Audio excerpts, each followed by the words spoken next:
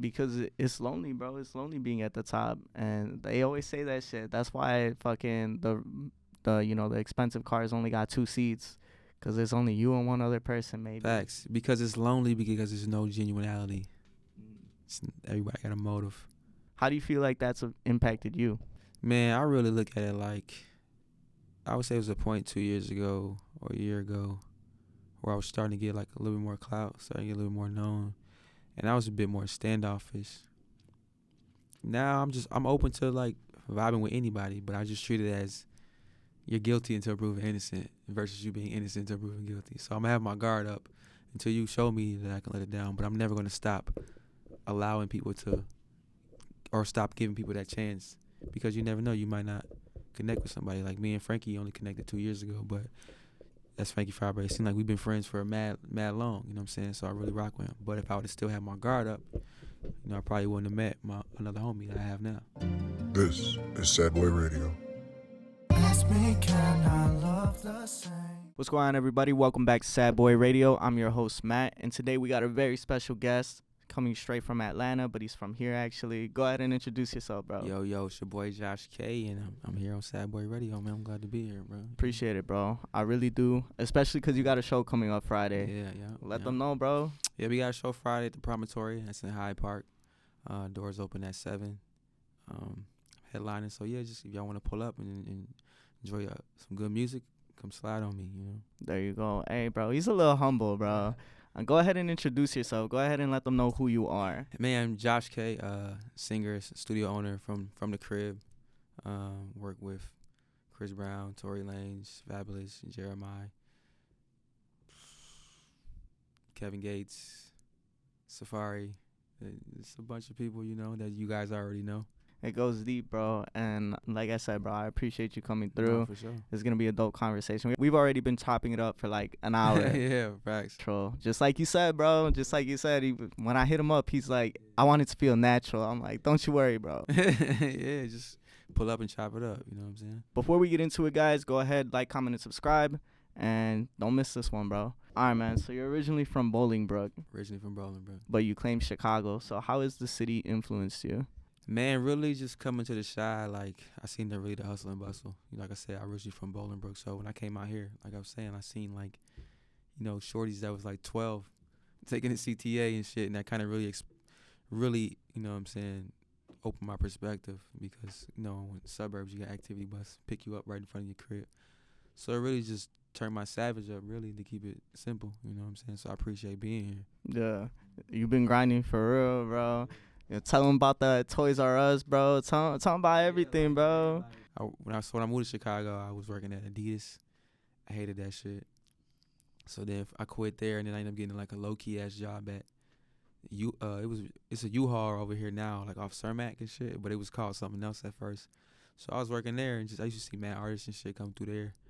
I ain't had no car. I was on Section 8, so I used to walk to work every day from like 29th in Michigan to like Cermak and Halstead. Rain to the snow, I was walking. So it's been a whole process, but I appreciate that journey. I just keep thinking back to all the interviews, right? Yeah. I did so much research I that appreciate that. I look back and I'm like, fuck, this dude's been through a lot, through fucking waking up at 3 a.m. to go to school, to fucking, just like you said, living on Section 8 and having everybody come through so that you could work, Yeah, that crib was iconic. For real. Hey, tell them a story about it, bro. I mean, there's so many stories there, bro. Like, King Louis has shot a video there. Like, Johnny May Cash, rest in peace to Johnny May Cash, used to record there all the time. Young Child used to record there all the time. Dreezy's been through there. Seasick, Murder Beats, you know what I'm saying? Like, mad people was through that crib. I'm in the process. I want to get that crib back. I want to buy it. You know what I'm saying? You want to buy like the whole space? It's a condo, so Yeah. I want to buy that condo. But I reached out to the owner several times. You know what I'm saying? He never hits me back. He probably doesn't think I'm serious just because when I had it, I was on Section 8. So he's like, now this kid's coming back to me, telling me he wants to buy my condo. But I really want to buy it. Shit, hopefully, bro, make the dream work. I'm gonna keep contacting him. Today, what I wanted to really like focus in on was 5 years ago. I think that Mhm. 5 years ago is an appropriate. Oh, by the way, my bad. No, you We got good. the same birthday, bro. March 29th? Yes, sir. Oh, shit. Yeah, It's lit, yeah, it's lit. that's why Aries gang. I thought about 5 years Yeah. ago, right? But 5 years ago, it's because I feel like you've hit an age where you're able to reflect on everything. You're able to reflect on, and you've had so much happen to you since, the pandemic and everything. So the specific lyric that I actually took was from 7 years, right? Soon we'll be 30 years old. Our songs have been sold. We've traveled around the world and we're still roaming. Soon we'll be 30 years old. I'm still learning about life. My woman brought children for me so I can sing them songs and I can tell them stories. Mm. And time flies a lot of the time, it doesn't wait for anybody. And you just hit 30? Yep. Yeah. With that, how does that make you feel? I mean, I guess like back in the day, you used to kind of be like, man, I'm getting old. Now it's like that shit don't even matter. You know what I'm saying? Especially if you have the youthfulness. Like I look fucking 21, so I'm really not worried about my age at all. And I still be dripped out. So I'm like not one of them old heads. But I look at artists like Lucky Day. Lucky Day just started popping now. He's like 33, 34. He just got his, just got it really on. So, and then these rappers are older now. They still popping. You know what I'm saying? So like, I don't think about the age shit really. Like, but I do reflect back on all the, like you say, all the experiences and understanding that life is a journey and not a destination. You know what I'm saying? Within the past 5 years, what's one of those biggest moments that really impacts you? In what way? Like negative or positive? Or just both? Man, I would just say on the positive side, really, when I had my daughter, that shit was crazy. That really, again, like when I moved to Chicago, that turned my savage up. And then I had my daughter that just turned my savage up times 10, you know what I'm saying? That was just crazy. And then just really looking at her and seeing the little you, that shit is different. But it's cool, you know what I'm saying? And then recently on the negative side, I'm just kind of like exiting my deal situation. And that's kind of just like, I was close to a lot of people in that situation. It's kind of fucked up, you know what I'm saying? So you said you're exiting your deal situation? Yeah, exiting my deal situation. So it's not officially complete yet, but just me and the family, we just parting ways. It just didn't work out, you know what I'm saying? If you don't mind, talking about that situation a little bit more, because I know, throughout all the interviews I did watch, you guys were pretty close. You had a really close relationship with Fab. Yeah. No, I still love Fab to death. Like, he put the light on me, when I had the light on me, but he just shined it more on me. So, yeah, like I say, bro, it's just, it came to a mutual agreement. It's just, like, it wasn't working, and, shit happened, but that's still my brother, you know what I'm saying? I got nothing but the utmost respect and love for Fab, you know what I'm saying? So it was nothing about that. But like I say, we're just parting ways right now, you know what I'm saying? Not to shed any negative light on that situation, but I feel like that's really who you are, right? You're a very independent individual. And even with your boy Fabre, you talk about that I'm not going to rely on that deal to make me who I am.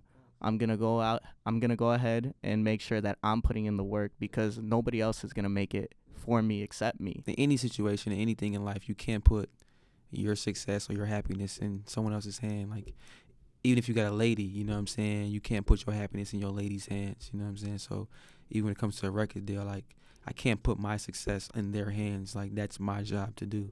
And that's what I'm going to always do, you know what I'm saying? I'm going to try to make the best decisions that I can make to secure my future, you know what I'm saying? Because at the end of the day, that's my job to do. So I got to just try to tread and make the choices that I can to be where I want to be. So with exiting that situation, what do you feel like is the next best step for you? Man, I don't know, you know what I'm saying? It's not going to be too much different, you know what I'm saying? Like, I own my own studio, so I record all my own music, my own recording budget. Features with Tory, that I got that myself. Feature with Jeremih, I got that myself. So it's not gonna, you know what I'm saying? It's not gonna be too much different. I'm just gonna continue to work hard and see what next opportunity God presents for me. Do you see yourself signing to a major? If it makes sense, you know what I'm saying. I'm not opposed. I know I'm real big on business. I own a business, so I'm kind of real business savvy now. So if anything makes sense, if a brand comes to me and like we want to make you an ambassador, like. If that business deal makes sense, then yeah, I'll do it. So how do you feel now knowing that you own all your publishing? exiting that situation? Well, in that situation, I owned my publishing too. That was something that I really wanted. And yeah, in that situation, I went into it with just a different mindset. Like, I didn't take an advance because, if it came to the point we're at now, I didn't want to be in the negative.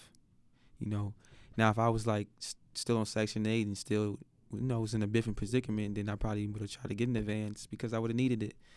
But when I got into my deal, I didn't need it. I was already okay. You know what I'm saying? So, just exiting that situation on a positive note, and like you say, just still having my publishing and stuff, like, it's cool. Like I say, I appreciate Fab, like, letting me go, let me leave, because at the end of the day, he didn't have to, so I greatly appreciate that from him. I'm glad to see that, it was a calm and, separation in that sense. I mean, I haven't spoke to him in a minute, so from my side, it's good on my end, but I can't speak for him. I don't know how he really feels. You know what I'm saying? All love from this son.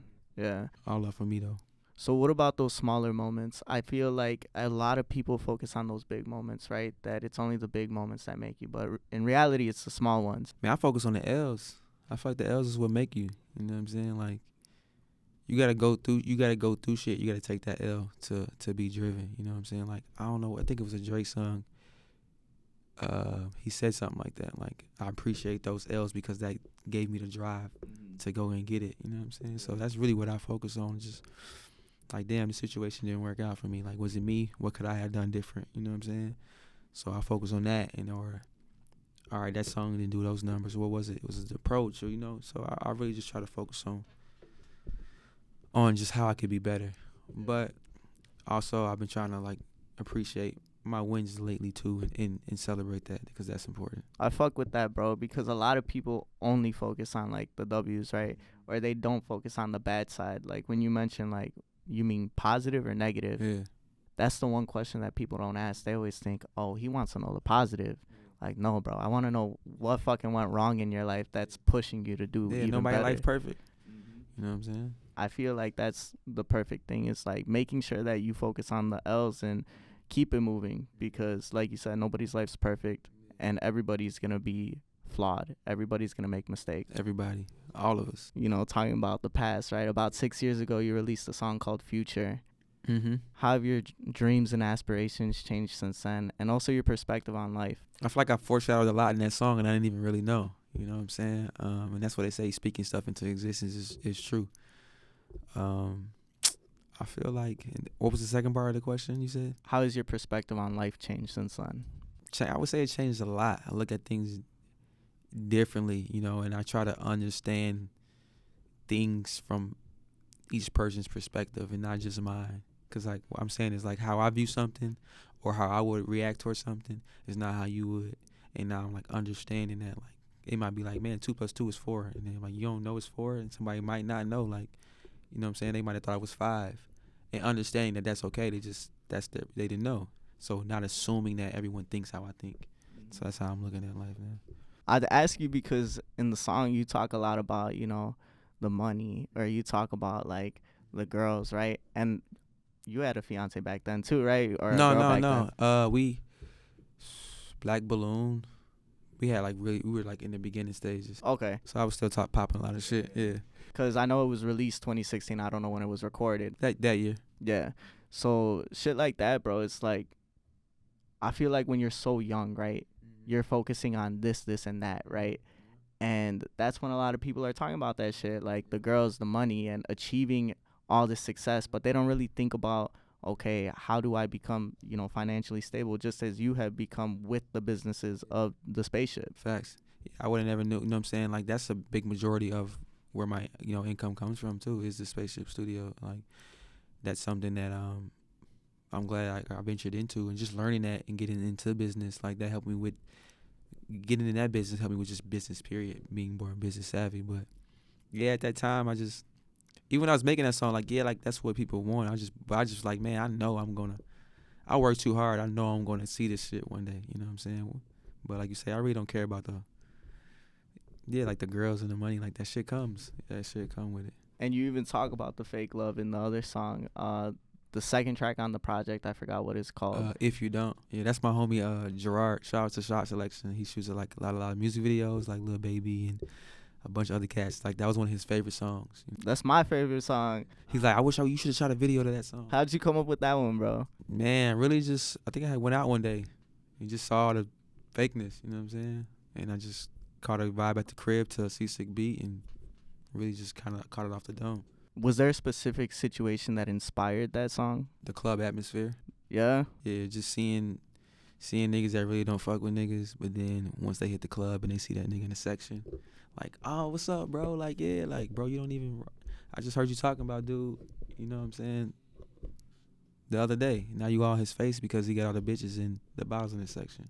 That's that fake look. And that's just what we were talking about, right? Is that people don't support you until they see you doing well. You know, just like I was saying, I had people now hitting me up when a year ago I was telling them, like, yo, like, come through to this event, our very first event. It's going to be lit, and we're just trying to get people out here. And now they want to hit us up and be like, yo, like, I see what you're doing. Let me hop on. Look, I'm going to tell you that's okay. You know the artist Bia, the rapper Bia? She has an interview. Check it out. She talk about that. Like, they ain't going to support you. And it's not their job to support you. It's like, that's okay.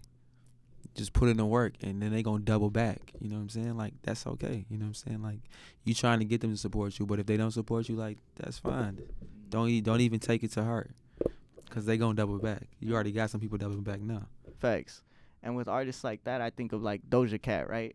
Doja Cat released that song Moo, right? And nobody fucking was like, oh, like, who the fuck is this? Now she's over here performing at the biggest festival. Top 3 biggest artists in the world right now. And they was talking shit like, bitch, I'm a cow. Like, when she was doing it, she knew what she was doing. So I'm going to just do some dumb shit to get me viral. And she was really super talented. You know what I'm saying? But you got to think, if she would have put out something showcasing her talent, she probably wouldn't have got on. She had to put out some dumb shit in order to get seen. You know? That's fucking world crazy, is right? fucked up. And I think she was signed to a major by then too, right? Yeah, when she put out that song. Yeah. The thing is this one girl had recommended her to me, right? It was on her song Casual. Mm-hmm. And she's like, oh yeah, I really like that song. Check it out. I checked it out. I was like, and then I seen she did the song Moo. I was like, wow, bro, it's the same person. Yeah. With that being said, though, about, you know, the fakeness in this industry, it's tough out here.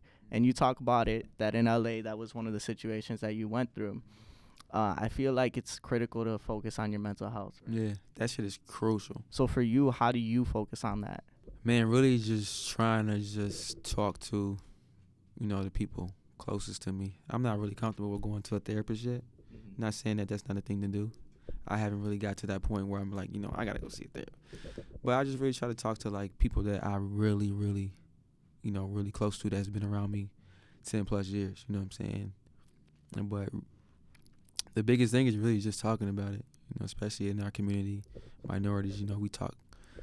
You suck that shit up, you hold that shit in, but you gotta talk, you gotta let that shit out, bro, because if it just keep building up and building up and building up, you know, whether if it's fake love and friends, relationship shit, job stress, anything, you gotta get that shit out, you know what I'm saying, because it's gonna come out one way or another. Just like I was telling you, bro, the shit I was going through, like, this whole week, and I can't place the reason yet, and it's still affecting me. Like, even today I was like, fuck, bro, like, I don't know what the fuck to write about, I don't know what the fuck to talk about, and it was impacting the way that I work.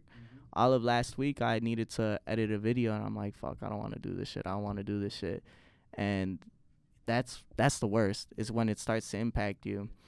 I think of the song by Justin Bieber, Changes, where he says, you know, sometimes I move like water, sometimes I burn like fire.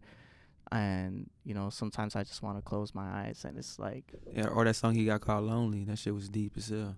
I referenced that one already, so I can't talk. Yeah, that shit. But he's speaking from truth, you know what I'm saying? And then even when you watch the video, like, shit, that's like, you can tell that's something that he really felt and that he went through. Because it's lonely, bro. It's lonely being at the top. And they always say that shit. That's why fucking the you know, the expensive cars only got 2 seats.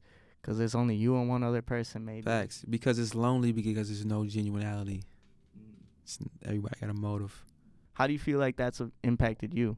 Man, I really look at it like, I would say it was a point 2 years ago or a year ago where I was starting to get like a little bit more clout, starting to get a little more known. and I was a bit more standoffish. Now I'm open to like vibing with anybody, but I just treat it as you're guilty until proven innocent versus you being innocent until proven guilty. So I'm gonna have my guard up until you show me that I can let it down, but I'm never gonna stop allowing people to, or stop giving people that chance, because you never know, you might not connect with somebody. Like me and Frankie only connected 2 years ago, but that's Frankie Fabre. It seemed like we've been friends for a mad long, you know what I'm saying? So I really rock with him. But if I would have still had my guard up, I probably wouldn't have met another homie that I have now. And you mentioned in that interview that, relationships are reciprocal. Mm-hmm. They're not transactional, they're reciprocal. It's got to be beneficial on both parts. Can't be no relationship can be one-sided. I talk about all the time, business, friend, family. Can't be. In that sense, how do you feel like, you handle that, right? Because a lot of the times that line's kind of blurred, right? Transactional and reciprocal. Because a lot of the times people will say like, well, I did this for you, so you got to do this for me, or can you do this for me? I'll do this for you. And that happens because of assumption. People feel like, well, if I do this, they'll probably do this for me. And you'll get away from that if you're full transparent. Like, look, bro, I fuck with your photography, or I fuck with your music. It's like, I want to work. It's like, but I want to, try to gain some fans from you. What do you look, if we work together, what are you looking to get from me? How can I help you? It's having that conversation, being transparent, and that'll avoid the bullshit. Mm-hmm. So for people that are getting started, right, because that's a tough conversation to have, especially when somebody has a lot more than you do. How do you go about doing that? Man, if it's somebody that you look up to and you want to work with, like, just try to bring something to the situation. Try to be useful, resourceful to them, especially if they already have everything. That's kind of what I tried to, not kind of try. That's kind of what I did with, with Los, with Fab. Like, I really just try to be resourceful. You know what I'm saying? Like, he's already a megastar. He's a GOAT, one of the greatest rappers of all time. Dude's rich. Beautiful family. Like, he got everything. You know what I'm saying? What the fuck he need to fuck with me for? You know what I'm saying? So I really just tried to help and aid and assist in any way I could. You know what I'm saying? And hopefully, like, he'll see that I'm loyal and that I work hard, and he'll see something in me where he'll be like, you know what, I'm going to give him a shot. That's kind of how I looked at it. And he did. Tell him the line you hit him with. Which one? The I'm hungry, not thirsty. Oh, yeah, for sure. Like, that's exactly what I told him. I had hit him in the DM, and I just told him, like, look, bro, I got some joints that if you listen to, you might rock with, but, like, I'm just hungry. I'm not thirsty. So if you say no, it's cool. That's one of my favorite fucking lines. I think he respected that, you know what I'm saying, because he's a wordsmith. That was the perfect way to enter that, right? Because just like you said, or just like I said, right, it's you don't want to come off as, damn, I just want this from you. Because a lot of the times, just like we were saying, that's all people want, is they want something from you, and they don't really give a fuck, like, what they can do for you. That's the hardest thing to deal with a lot of the times is, damn, bro, people only want me around because this is what I bring to the table. See, I had the tough conversations. I don't ask for nothing more than twice. So it's like, say I wanted to do a song with somebody, and I'm like, yo, I want you on this record. And they be like, yeah. And then 2-3 months go by. I'm like, yo, you say, yo, so what was the record? Oh, yeah, for sure, I got you. So and I asked you twice. So, you know what I'm saying? Now, if you don't do it, that's fine. But I'm going to keep on working. And when that time when the tables turn, you be like, oh, man, what's up? We'll do that song. I'm going to ask you, what changed? Why you want to do it now? You know what I'm saying? I already know the reason why I'm hot right now, because I've been working. But I'm going to ask you, like, what's different than now? Because the music sounds the same. Mm-hmm. So I'll have those tough conversations with people. And that's one of my favorite things about at the Allen event, right? His brother showed up, King Forever. He's the only person I ever seen tell someone no. He didn't say, oh, yeah, I'll think about it, or, oh, yeah, let's do it, and then not answer. He just said, okay, nah, I'm straight. And I think that was the most respectable thing I've seen, because nobody fucking does that. Zay grew fast, you know what I'm saying? And he's been through a lot, you know what I'm saying? Just from the beginning to where he's at now, and he's still going through stuff. And that's my little bro. I respect and love that kid. Like, he's doing amazing things for his family. He does amazing things for himself, and he's continuing to grow. And he just knows now that people will hold you accountable if you be like, yeah, but you have intentions to not do it. So instead of hurting someone's feeling or wasting someone's time or giving someone that hope, I'm going to just tell you, like, respectfully, No, you know what I'm saying? It resonated with me because I felt like, damn, there's so many people out here that will just tell you like, Yeah, I got you, bro, for sure. and that's just fucking annoying, bro. It's like, bro, if you don't want to do it, just tell me. Just be straight up.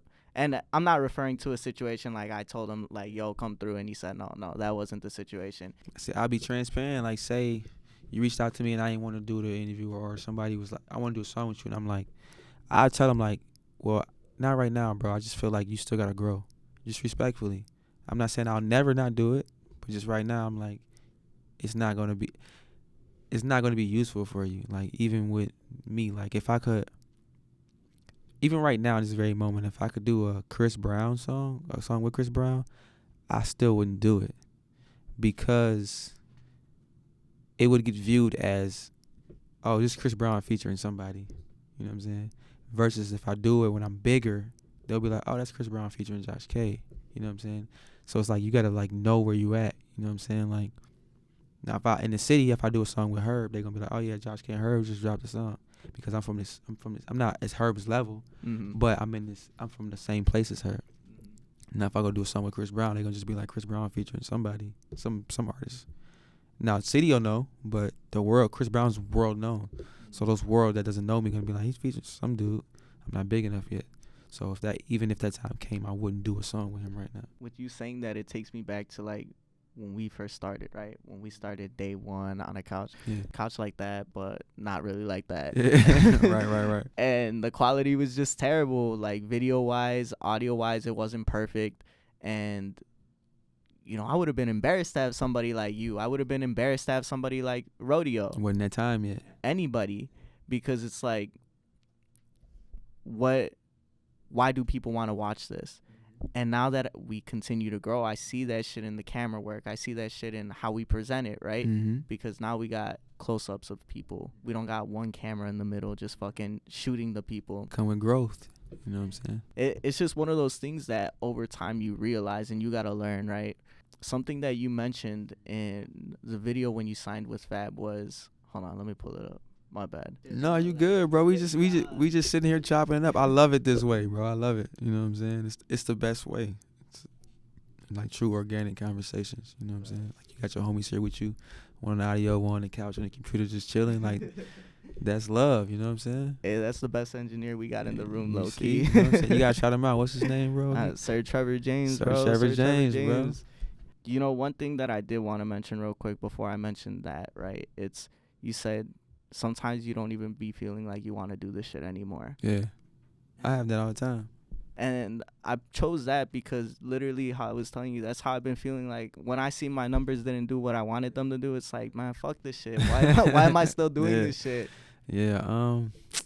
My answer to that is just like, shit, think about school.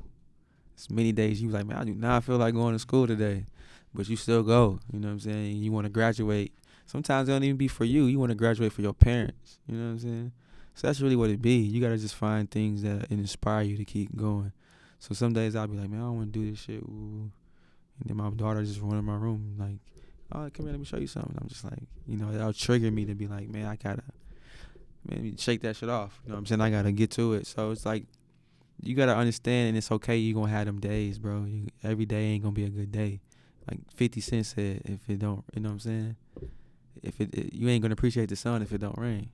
Yeah. Like Arizona, like, I used to hate the rain. When I lived in AZ for 6 months to build that studio, came back and I seen the rain and stuff, I appreciate that shit 10 times more. I like rainy days. Yeah. You know what I'm saying? So you would have loved Chicago in fucking April, bro.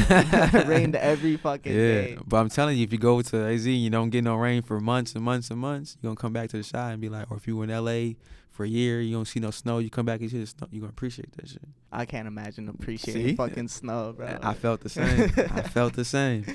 I'm gonna fuck around and have a kid now, bro, just so I can get inspired, bro. Wait. It's just one of those things where, like I said, bro, I've been feeling so down where it's like, fuck, bro, I don't want to do shit. And I keep mentioning that, and I'm sorry for mentioning that Nah, so you much. good. You talking about your life right now as you should. Because it's been so prevalent that it's like, fuck, bro, I don't know how to get out that slump where it's just been beating my ass. And I feel like that's the important thing to talk about. For sure. No, don't lose that vulnerability, bro. Like, cause that's what's gonna resonate with people. You know how many people probably feeling how you feel right now? Like I told you, I felt that way. Probably 2 months ago, I was like, man, I don't even wanna do this shit, but I just kept doing it and being consistent, and other things triggered, and it was like, oh, okay, yeah, ooh, it inspired me to get back into it, get my mojo back. It comes in seasons, you know, those opportunities will come and you just keep on working. That's why I continue to put out an episode weekly. That's the only reason I do it, is because I know consistency is going to create results. I've seen it in fucking my interviews with DJ Drip or my interviews with other DJs. People love that shit, and people love being able to connect with the artists that are around them. I think that that's one of the beautiful things about doing this is you get to highlight those artists who don't necessarily always get that spotlight. Yeah, that's facts. Going back to the Fab video, right? Mm-hmm. You even mentioned that it didn't happen overnight. It fucking took hard work over many years. And the first song I ever dropped did 1 million views, and that was in 2012. But I'm just saying that nothing still. I got 1 million views in 2012. That was the hardest shit in the world to do. And I dropped another song, I did it again, and shit still ain't happened. You know what I'm saying? So I started to keep working. I thought I was finna get a deal. Like, I did 1 million views, I did it again. Like, no, it didn't happen. And you mentioned that. You mentioned how that there's so many artists that you don't feel, not naming names, right? But you don't feel have done the same shit that you have done, aren't necessarily the hardest workers just like you, but you got to keep grinding because of that. Yeah, it's just not my time. It's just their time. It might take you 2 years. It might take somebody 5. It might take somebody else 10. But when it's your time, you just got to be prepared for when it's your time. How do you feel like you've stayed grounded with that philosophy? Shit, just my childhood. Like, the shit I've been through my childhood. I moved like 30 times, bro. Like, you know what I'm saying? I've been times we had water off, and, you know what I'm saying, lights off and shit. Like, all types of shit. All 4 of us living in a 2-bedroom apartment with my aunt. I've been so hungry I ate syrup and bread. You know what I'm saying? So I've been through all that type of shit. So that's kind of what keep me grounded. Like, this shit right now, that's nothing compared to that. You know what I'm saying? What do they call that? The hood delicacy or Yeah, some shit? like The hood so, special? The syrup and bread? Yeah, so it's like I've been through that shit. So that kind of keep me grounded. Do you feel like you would change any of those experiences? Nope, because it made me who I am today. You know, it made me how wise I am today, and I'm just the way I view and look at things. If I was spoiled, I probably wouldn't. Who knows where I'd be or what I'd be doing? I could be on drugs or something because I was spoiled and had everything. It's just, you never know. You know what I'm saying? Damn, you think you would have fallen into it like that? I mean, you just never know. You know, most of the people that are on drugs and shit are rich because they can afford it, or their parents are always gone and don't give them the attention. You know, that's just statistics. So I'm just saying, in fact, you never know where you can end up based on your life. But based off me being in the trenches, that breeded a soldier. So I wouldn't change it. You felt like you needed to get out that shit quick. Yeah, like I just had to work out of it. Like, you know, you put in tough situations make strong people. I don't want to like dig too deep, right? But how do you feel like you've seen it also impact your family, like your siblings? I mean, just them seeing me, I inspire them, you know, daily all the time. You know what I'm saying? But there's been times too where I was a little big-headed, or there's been times where I'm feeling like, you say, you've been feeling like down, and I take that shit out on my family or my lady, you know what I'm saying? So they're just in the crossfire when either if it's good or bad, but they're going to be in the crossfire because they're the ones closest to me, you know? It's usually how it goes when if you're doing good or bad, like, you know, it affects the people that are closest to you. You take out your problems on the people closest to you because, you know what I'm saying, you feel most comfortable.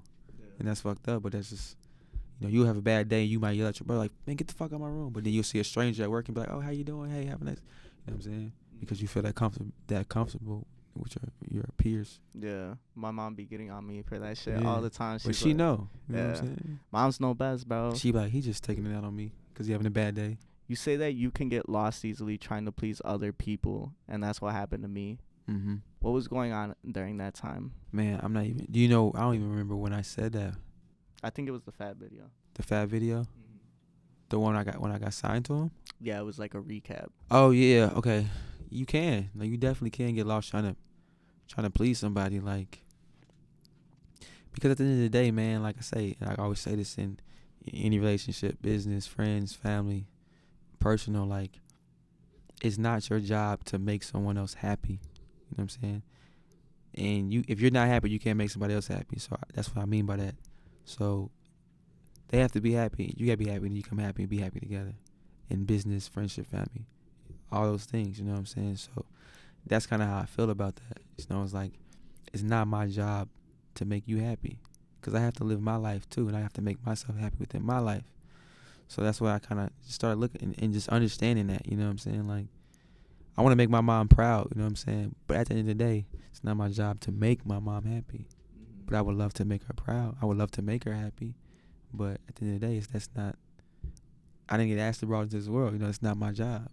So that's kind of how I look at it. And that's one of those things that you got to deal with when you're growing up, right? Is that your parents got to realize that you're going to do things for you, and hopefully they're proud of your accomplishments. They might not be 100% happy with how you got there, proud of how you got there, but you want to make sure that they feel some type of way about it. Mm-hmm. With you, how did you overcome that feeling? I think I really just had it in me since I was a kid. You know what I'm saying? Like, I was really big into cars before I really got into music. And like I say, my mom was just always struggling. And it came to a point where she got to a point where she didn't care what I did, just because I was the youngest. So I seen everything. So I would see what my other brother did, my sister did. So I was just like the 2.3, 5.0 versions of all of them. You're the baby. Right. So I seen everything. I took everything, their mistakes and everything they did. And just, I'm like the perfect recipe, because all of them and me. So I would just say to the fact that my mom didn't care what I did, just because, like in school, like I graduated with like a 3.6 and I had like 5 letters of recommendation, track scholarship. So my mom didn't. I could wake up and be like, "Mom, I don't want to go to school today," and she'd be like, "All right," because my grades and how I performed in school, it didn't affect if I stayed home, if I wanted to stay home, or it came to the fact where before Craigslist was popping, nobody knew about Craigslist, but I did. So I would get old schools off of there. I would just my homie's dad owned a paint shop. So at this time, it was in the beginning, I'd get like a Monte Carlo off of there for like $1,500, and then I would just get it, paint it, put rims on it, and then the D-boys from the city would come and cash me out like $8,000-$9,000, and I would just get that shit to my mom. You know what I'm saying? Because she needed it. And I was re-rocking that shit over and over. But then everybody started catching on when old schools got big, and then everybody was on Craigslist. But I was grabbing them cars from everywhere and just doing that shit over and over. So I was always helping out at a young age. So that's why my mom was just like, "You was just different." You know what I'm saying? That's crazy, bro. Yeah. And this is all true shit. That's a crazy ass story. How do you feel looking back on that shit? I just showed me that I just had like a relentless drive, bro. Like, and You're a hustler for real. real. A hustler, bro. Like, and I've always been that way, and that's why I know like nobody gonna stop me from succeeding. And I say that humbly. No situation and nobody or anything is gonna stop me from getting to where I want to get. I'm gonna get there. Yeah, I fuck with that drive, bro. I really do, because not many people have it. A lot of people are just dreamers, And that's what make you special. those dreams usually they go nowhere, right? They're left to die. And so many people will say like, "I'm gonna do this, I'm gonna get this done." Where's the action behind it? Well, yeah, you gotta act on it. That's all it is, bro. Verbs, not nouns, man. Like you saw the Kanye West's The Kanye West. the documentary. Yeah. I mean, that was all true, bro. Like he was relentless. You know what I'm saying? He was relentless. Let me get a deal. Let me get a deal. I'm just saying, like his drive. his drive. I'm like, man, like my mom was telling me, because I was watching it, or my brother was telling me, like he's like, that's how you are. You know, you can't never see it because you're living and doing it. But he'd be like telling me, like, bro, that's how you are. Like you are that driven. Like you are like him. You're not gonna. It's like stop. It's like you're not taking no for an answer. Do you feel proud of your accomplishments? Because I feel like a lot of the times people who are creatives or people who are successful, right, they don't feel that pride in their accomplishments because they don't see it as success. They kind of see it as, okay, what's next? How do I get to the next thing? I mean, yeah, that's what I touched on earlier. I said I was becoming more aware of, like, you know what I'm saying, growing from the L's, but also accepting my accomplishments and patting myself on the back. And I just watched the interview with like Swiss Beats and Alicia Keys, and he was saying on there where, you know, he got to the point where people would be like, man, you doing this and you doing that. And he'd just be like, oh yeah, you know, I'm trying. He said now he's to the point where somebody says he's doing something good or he's done this, he's like, thank you. You know what I'm saying? You don't have to be humble about what you've done and what you've achieved. Don't be like you trying. Like, no, you did that. So somebody like, man, you a gold at this, thank you. Or, you know what I'm saying? Are you a dope singer? Are you a dope journalist? You're a dope podcast. Thank you. You know what I'm saying? Don't be like, oh yeah, man, I'm trying, bro. I'm trying to get there. Like, nah, bro. Accept that. Own that. So when he said that, I respected that. I feel like having that humility, but also it's hard, man.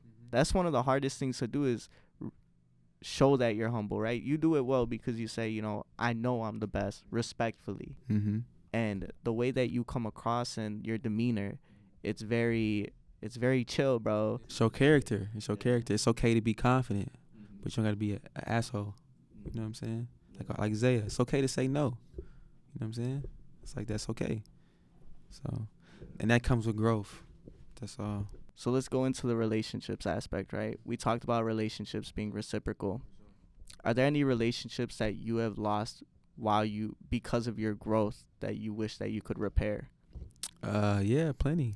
You know what I'm saying? I used to be cool with one of my close homies. You know what I'm saying? I went to school with two of my close homies. I went to school with. My ex-manager. You know what I'm saying? Like, it's just a bunch, you know. But that just comes with the territory, like, and it might come to a point down the line where we could, like, you know, repair it. You know what I'm saying? Like, it might not be what it was, but still we can still be communicating and be cool. Like, you know, like one of my best friend, like, we went through like a super tough time. You know what I'm saying? And we didn't talk for like 2 years, but we talk. You know, we talk more now, and it's, you know, as you grow and you get older, like, you're not who you were when you were 22. You know what I'm saying? So I think we're both understanding that, like, he's not who he was, I'm not who I am. But we still got love for each other because we've been through bad shit. That's still my dog. You know what I'm saying? That shit the past don't erase. So we just adjusting to learning to exist with who he is and who I am. But we still gonna be friends. It might not be we talk to each other every day. Even if we probably wouldn't have fell out, we still get to a point where we're not gonna talk to each other every day because we got mad shit going on now. But yeah, it was crazy you talked about that because I really talked to him on the way here for like 40 minutes. Oh, for real? His name Chris too, shout out to Chris, bro. Like, people around me, they gonna know who he is, you know what I'm saying? He helped me out in the beginning of my career a lot. Hey, he was up there with you in the Section 8 condo? Yeah, and he helped me move in there, you know what I'm saying? Yeah, I was living with him and his family before, like, yeah, just he been, you know what I'm saying? He been around. Put a lot, you know what I'm saying? Put some bread up, you know what I'm saying? Used to pay for some of my sessions. You know what I'm saying? Used to use his whips. That's why I drove a lot of different cars and shit. They don't impress me now because they had all that shit. Jaguars, Camaros, right? They was letting me drive all that shit. So it's like, when I got to a point where I got some money and stuff, I wasn't like, oh, let me go buy a car, because I already drove that shit thanks to them. So, you know what I'm saying? That's my dog forever. Those relationships, those friendships, man, I feel like strained friendships is something that's not talked about a lot, right? Because just like you said, you're not going to be the same exact person you were when I'm 22 right now. So let's say 16, 15, right? Yeah. And those friendships that I have, a lot of the times, they're not what they are. I have one of my best friends that I haven't talked to in fucking months, bro. And I think that was an important thing that you said, is that you're not going to be the same people, and you're just going to continuously grow. It doesn't matter. Yeah. And understanding that, you got to understand that, you know, that's really where it's going to click, and that's probably where y'all start reaching back out or communicating again, when you understand that fully and when your best friend understand that fully. Like, you know what I'm saying? We growing, you know what I'm saying? We're not going to be who we are. Mm-hmm. That's why you get your driver's license at 16, and you become an adult at 18, and you can drink at 21 because you're different from when you're 16 to 21. That's why they have these caps, because you gotta, you know what I'm saying? Mm-hmm. That makes sense, like, right? Yeah. Even when you're turn 25, now you can rent a car. It's like they give you increments. That shit's stupid. But 25 rent a car? Yeah, but you gotta think about it. Think about how many 21-year-olds will probably wreck a car that they rent. when you turn 25, you gonna think differently than you think now. So they do it on purpose. I mean, either way, you should be drinking and driving, bro. Facts, bro. Shit, especially in a rent-a-car, bro. Right, but when you're 21, you just 21. So you're like, nah, I want to drink. So you're gonna be more or less likely to be drinking and driving. Then when you're 25, you're like, man, I didn't drink. I did this shit already. That's what fucking Uber's for. We didn't have it back yeah. then. I mean, now, bro, you still can't rent a car if you go out of state until you're 25. Yeah, 'cause they ain't fucking around with that shit. I went out to Cali in December and fucking I looked at renting a car because I went with my homies, right? And they were like, "Oh, you're gonna have to Uber from where was I? I was in Anaheim to damn near Venice. $100. Yeah, it was like $60. Yeah. And I was like, I was supposed to throw in on that car with them, right? And I'm like, bro, I'm not fucking throwing in on that car. I can't drive it. Yeah. Well, it wasn't about driving. It was catching a ride over there. Fuck. Like, I just paid for the ride. Yeah. Facts. And they didn't pick me up from the fucking airport. They bogus, bro. I was like, bro, you guys, that's how you guys feel. He said, I ain't putting shit in and I'm driving this motherfucker. The only time I caught a ride with them was to fucking Rolling Loud out in San Bernardino. Man, how was Rolling Loud? I never been. It was cool, man. We didn't even fucking watch the headliner for the second. So I went Saturday and Sunday. Mm-hmm. Yeah, I think it was that because Friday was my graduation. I saw J. Cole. I saw Chris Brown. Damn. Fucking bro. You saw the That's good. the only reason I went, bro. Yeah, that is good. the only reason I went. I was like, Chris Brown's there. You ever been to South by Southwest? Nah. Me neither. I always told myself I wasn't going unless I was performing on something big. Yeah. Yeah, I'm gonna foresee it. So I'm just waiting. Have you gotten asked to perform at LIII? Man, I did last year. Word. And I didn't because my management was like, the people that offered me the stage, they didn't want to pay me, and my management was like, well, no. And that's kind of like, you know what I'm saying? And I'm thinking back now, I'm looking like, man, that's when I should have just stepped in and been like, and just did what I wanted to do. But I'll get another shot at it. I'm not gonna beat myself about it. Like, I'll eventually just get a bigger stage.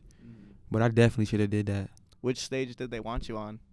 I think it was like a Chicago stage. I don't remember the exact stage, but yeah, I kicked myself for not doing that, man. But again, I'll get another opportunity because I'm going too crazy. You keep growing, bro. Yeah. How important is that financial transaction when it comes to doing certain business, right? Because sometimes it may be a feature. Sometimes it may, just like you said, be a performance, but a performance at a bigger level like LIII. Man, you guys just gonna use your judgment, you know what I'm saying, and understand where you're at in your career. You know what I'm saying? Like, even them asking me to do a LIII stage, like, paid or not, nigga, even if it's a 2-minute performance, it's like, you gotta take that. You know what I'm saying?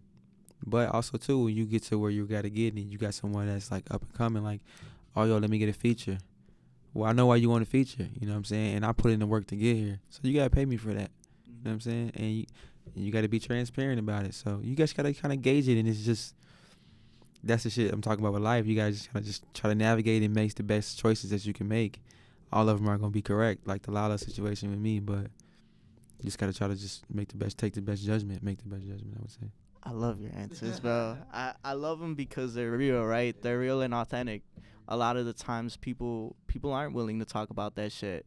They're like, next question, or a little too personal. But it's the real you, right? And that's what matters, Sad Boy Radio is fucking about being fucking sad boys for real and just overcoming those different situations. All right, man. So before we close out, I want to talk about you being an R&B artist from Chicago. There's so many fucking R&B artists. We were just talking about it. Usher, man. Fucking August Alsina, Bryson Tiller, Trey Songz, all of them, right? Yeah. The Dream. Yeah. You think about all those artists and what it means to be an R&B singer. Yeah. What does that look like for you? Man, it means that, bro. Like, having that type of legacy. I feel like when you pop as an R&B artist, it never dies. You know what I'm saying? It's harder to pop as an R&B artist, but when you pop, like, you there, bro. You there to stay. You know what I'm saying? Your music lives on forever. You know what I'm saying? And that's kind of where I'm at with it. And I'm right there. It's super hard to pop as an R&B artist. Super hard. That's why when I look at you, I'm like, damn, bro. Like, I wish there were so many more R&B artists that popped off like that, right? Because what do people know August Alsina for? Entanglements. And that's fucking sucks because I love that dude. Yeah, he was cold, bro. Rotimi is good too.